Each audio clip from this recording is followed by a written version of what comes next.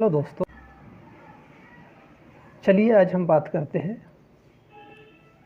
मध्य प्रदेश में राष्ट्रीय उद्यान के बारे में। तो सबसे पहले राष्ट्रीय उद्यान को समझने से पहले हम मैप पर, मध्य प्रदेश के मैप पर इसे समझने का प्रयास करते हैं कि किन किन जगहों पर हमारे प्रदेश में राष्ट्रीय उद्यानों को दर्शाया गया है, या यूँ कहें कि किन जिलों के अंतर्गत इनकी सीमाएँ लगती है। मुख्य रूप से मध्य प्रदेश के अंतर्गत 11 राष्ट्रीय उद्यान हैं जिन्हें मान्यता दी गई है। सबसे पहला राष्ट्रीय उद्यान था कान्हा केसली राष्ट्रीय उद्यान, और सबसे नया जो राष्ट्रीय उद्यान है वह कूनो पालनपुर राष्ट्रीय उद्यान है, जो शिवपुर में वर्तमान में है। तो सबसे पहले हम ऊपर से उत्तर से दक्षिण की तरफ चलते हैं और इसको समझने का प्रयास करते हैं। सबसे पहले हम देखते हैं तो कूनो पालनपुर राष्ट्रीय उद्यान।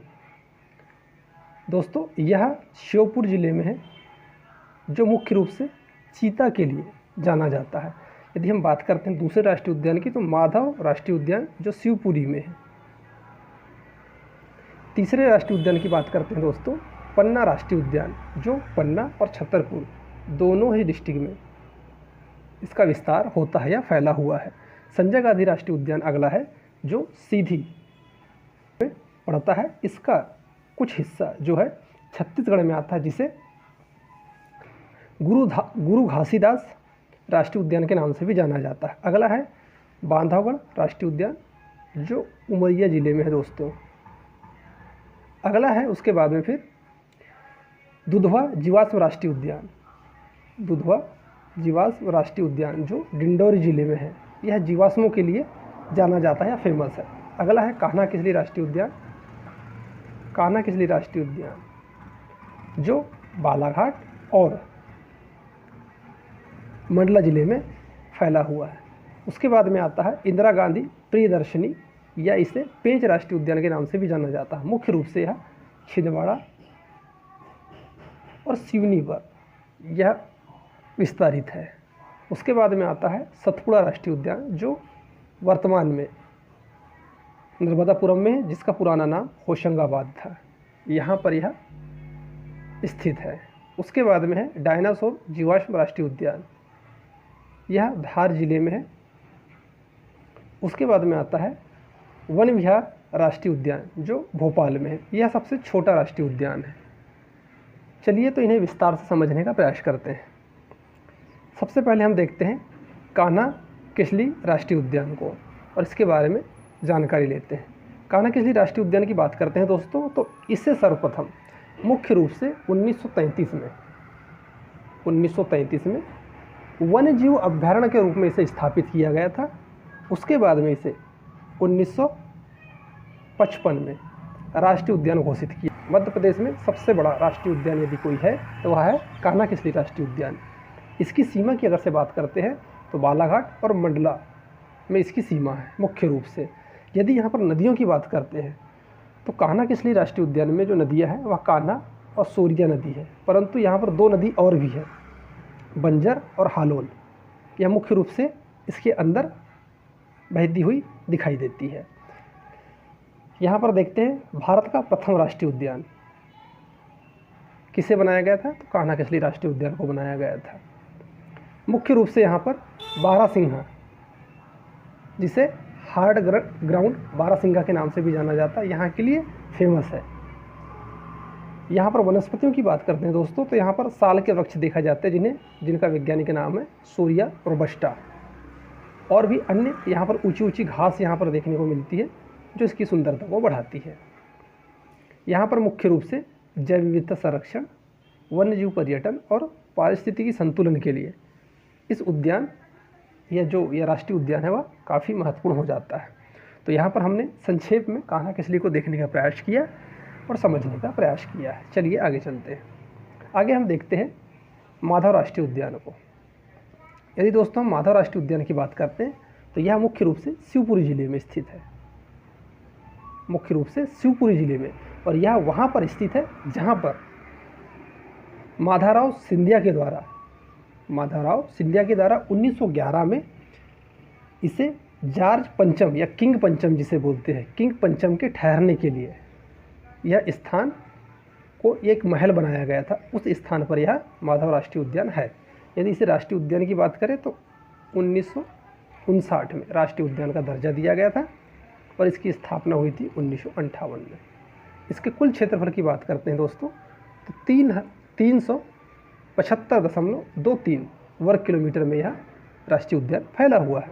यहाँ पर वन्य जीवों की बात करते हैं तो बाघ, तेंदुआ, नीलगाय, चीतल, सांभर, बारहसिंगा यहाँ दिखाई देती है। भौगोलिक दृष्टि से यहाँ पर बात करते हैं तो यहाँ पर एक है सांख्य सागर झील। माधव राष्ट्रीय उद्यान में सांख्य सागर झील है, जिसे रामसर साइड के नाम से भी जाना जाता है। यूँ कहें कि रामसर साइड में भी इसे शामिल किया गया है, तो इसलिए यह महत्वपूर्ण हो जाता है। इसकी विशेषताओं की अगर से बात करते हैं तो यह जो माधव नेशनल पार्क है, यह राष्ट्रीय उद्यान है, इसका उच्चतम जो बिंदु है वो 484 मीटर है, जहाँ पर महल खड़ा हुआ है। किस नाम से? माधवराव सिंधिया के नाम से, जिन्होंने बनाया गया था किसके लिए? इंग्लैंड के राजा जॉर्ज पंचम के लिए, उनके ठहरने के लिए बनाया गया था इसे, इसलिए यह महत्वपूर्ण हो जाता है।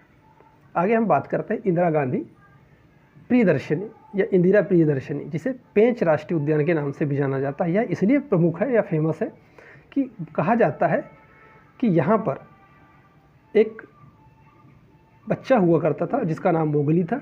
वह भेड़ियों के साथ रहा करता था, भेड़ियों के साथ दिखाई दिया था जंगलों में, इसलिए यह महत्वपूर्ण हो जाता है। मुख्य रूप से इंदिरा गांधी जो राष्ट्रीय उद्यान है, पेंच राष्ट्रीय उद्यान है, यह सिवनी और छिंदवाड़ा में फैला हुआ है। इसका जो कुल क्षेत्रफल है 292.857 वर्ग किलोमीटर है। यह प्रश्न पूछा गया था MPPSC 2023 के अंतर्गत इसके क्षेत्रफल के बारे में। यदि हम इसकी बात करते हैं स्थापना की, तो इसे मुख्य रूप से 1975 में संरक्षित क्षेत्र के रूप में रखा गया था। उसके बाद में इसे 1983 में राष्ट्रीय उद्यान का दर्जा दिया गया और 1992-93 में इसे प्रोजेक्ट टाइगर में शामिल किया गया था दोस्तों।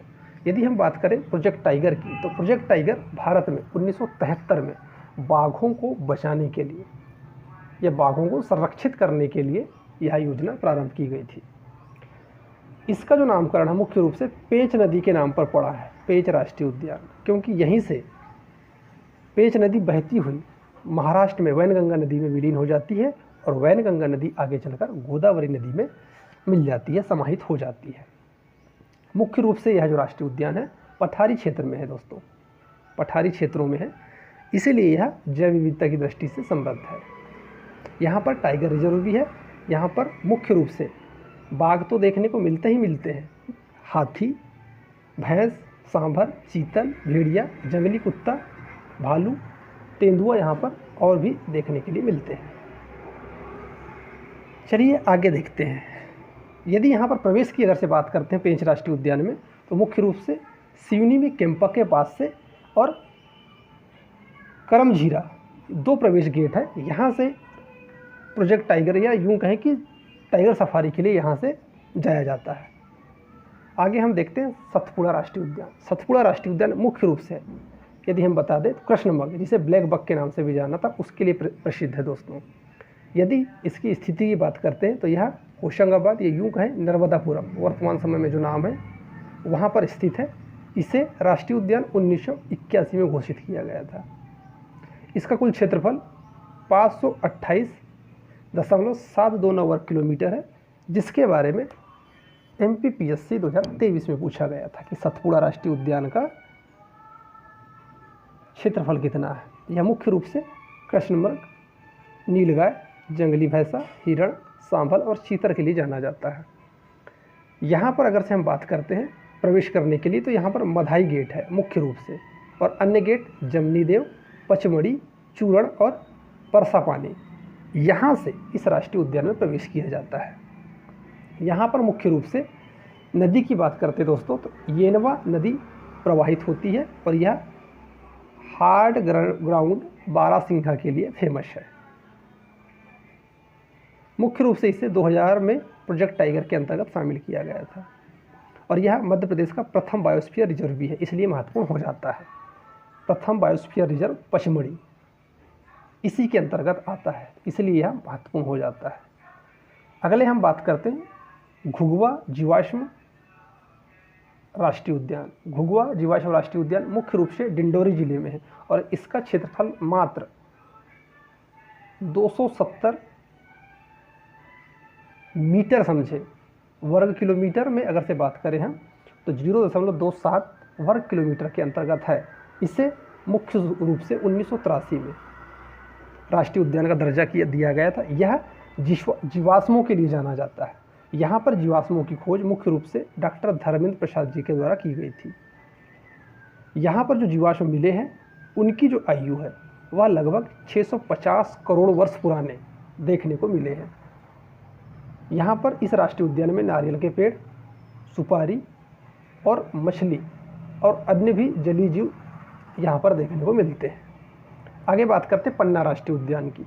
तो पन्ना राष्ट्रीय उद्यान मुख्य रूप से प्रोजेक्ट टाइगर, टाइगरों के लिए तो जाने ही जाते हैं, गिद्धों के लिए भी जाना जाता है, इसलिए यह महत्वपूर्ण हो जाता है। इसे 1981 में इसे राष्ट्रीय उद्यान घोषित किया गया था और इसे प्रोजेक्ट टाइगर के अंतर्गत 1993 और 94 में शामिल किया गया था। इसके कुल क्षेत्रफल की अगर से बात करते हैं दोस्तों तो 542.66 वर्ग किलोमीटर में यह फैला हुआ। मुख्य रूप से यहाँ पर गिद्धों के लिए यह फेमस है। यहाँ पर